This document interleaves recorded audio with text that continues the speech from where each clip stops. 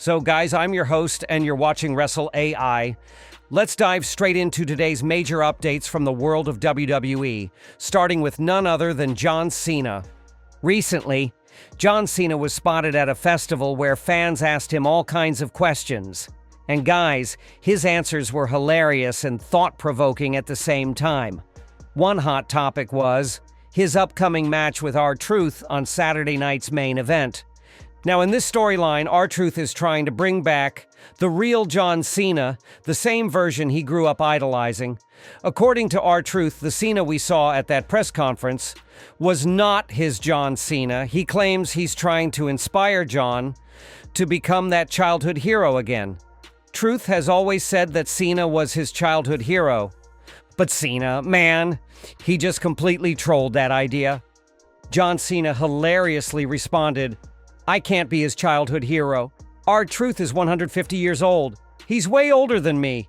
How in the space-time continuum can I be his childhood hero? It just doesn't make sense." Guys, Cena was in full roast mode. He didn't hold back at all and turned this into a joke, saying that R-Truth is ancient and that he can't possibly be younger than him. Obviously, he's joking, but that line about the space-time continuum had everyone laughing. But that's not all Cena had to say. He was also asked about his retirement match, what it might look like, and who he might want to face in his final bout. John Cena kept it honest and humble. He said, and I quote, "I'll know when I get there. Honestly, it's a sports cliche, but I'm just climbing the hill in front of me." Cena clearly wants to focus on the journey, not the destination.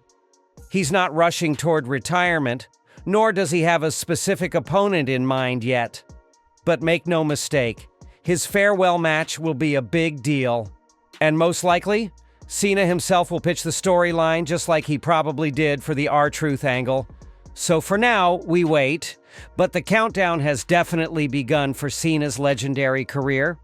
Now let's talk about Cody Rhodes and a major character update that may have gone unnoticed.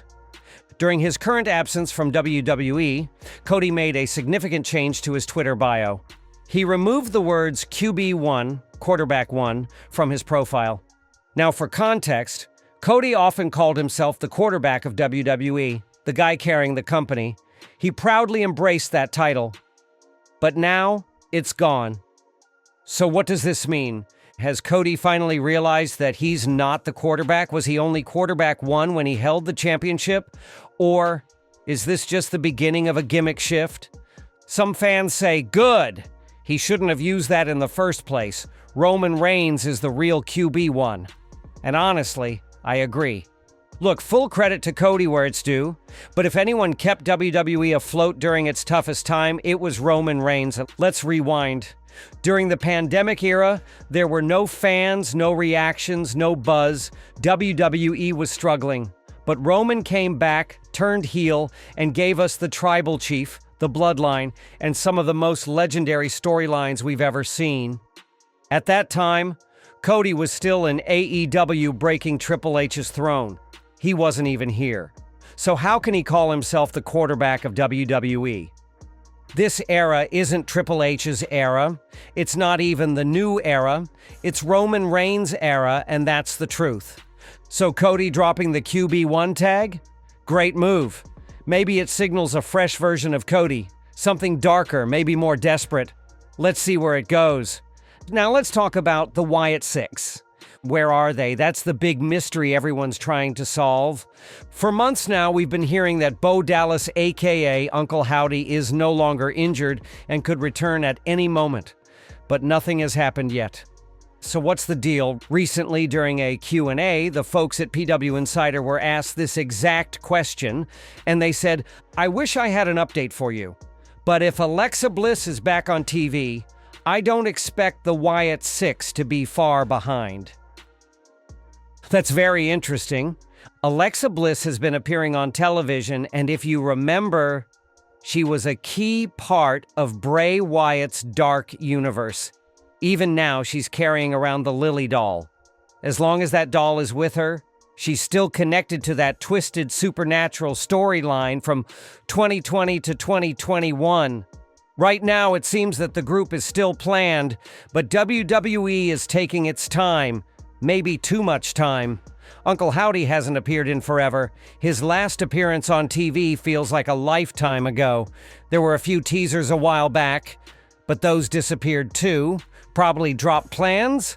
So for now, no confirmed date, but the presence of Alexa Bliss gives us hope that the Wyatt 6 may return soon. Now let's talk about Natalya and that viral video from an NWA event where she slapped a fan. So here's what happened. Natalya walked over to the barricade and slapped a fan sitting in the front row. Security immediately pulled her away, and that moment exploded online. Fans started speculating, was this real? Or was it all part of a storyline? Well, now we've got confirmation, and yes, it was all scripted. According to Ringside News, the fan she attacked was not a real fan, but a planted member of the team. It was a work, part of the show. And get this, someone even sent Ringside News a backstage photo where the same guy was seen doing a photo shoot with Natalya after the segment. While that photo hasn't been made public, it's strong evidence that the entire thing was a planned angle. Let's switch gears and talk again about the GOAT, John Cena. He recently opened up about his favorite rivalries of all time, and the list is: Cena mentioned 3 names that he holds close to his heart: The Rock, CM Punk, and Randy Orton. Let's break it down. The Rock. We all know the history: WrestleMania 28 and 29, 2 back-to-back main events. Their story is pure legacy. CM Punk, another iconic rivalry. Their 2011 to 2013 battles shaped a whole generation of WWE fans. Randy Orton. Come on, this is the rivalry of a generation. These two have faced off in every kind of match possible, and it was just recently that they had another singles match at Backlash. Honestly, Cena nailed it. These 3 names are perfect.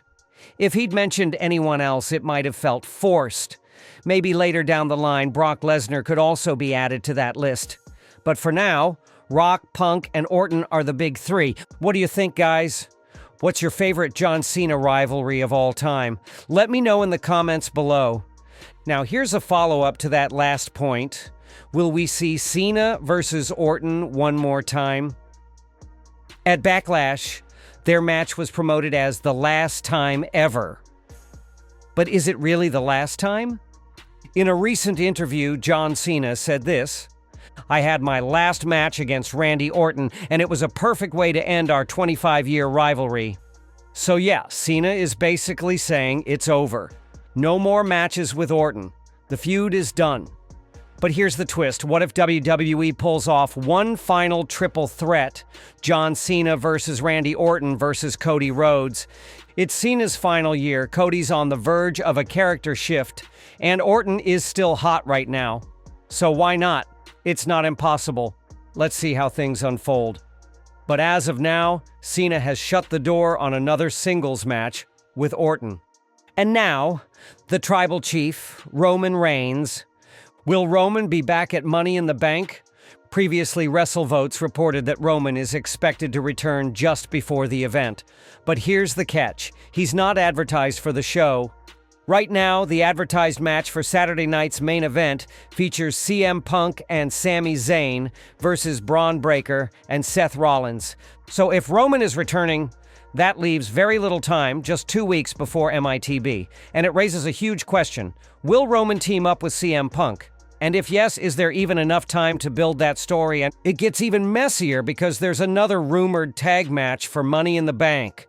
John Cena and Travis Scott versus Cody Rhodes and Randy Orton. Yes, you heard that right.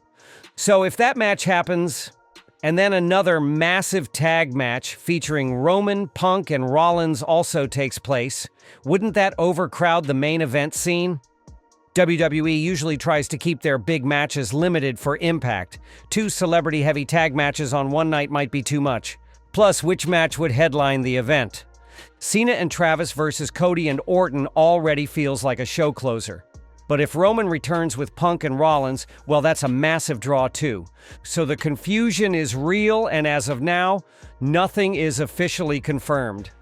And finally, let's end with the most unhinged wrestler on social media right now, Keanu Carver. This man is practically begging to get destroyed by the Bloodline.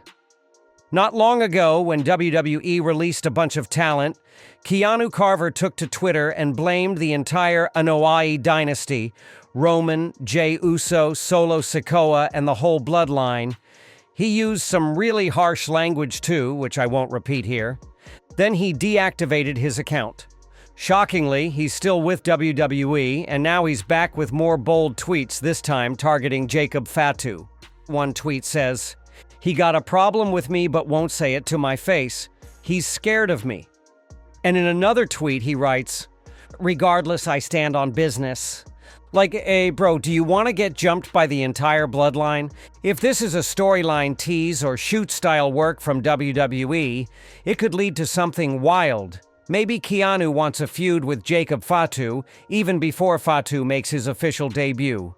Either way, this man is playing with fire, and the Bloodline is known for burning people who get too close. That's it for today, guys. If you enjoyed the breakdown, make sure to like, comment, and subscribe to Wrestle AI for more in-depth WWE updates and analysis, and I'll see you in the next one. Peace out and stay strong, wrestling fans.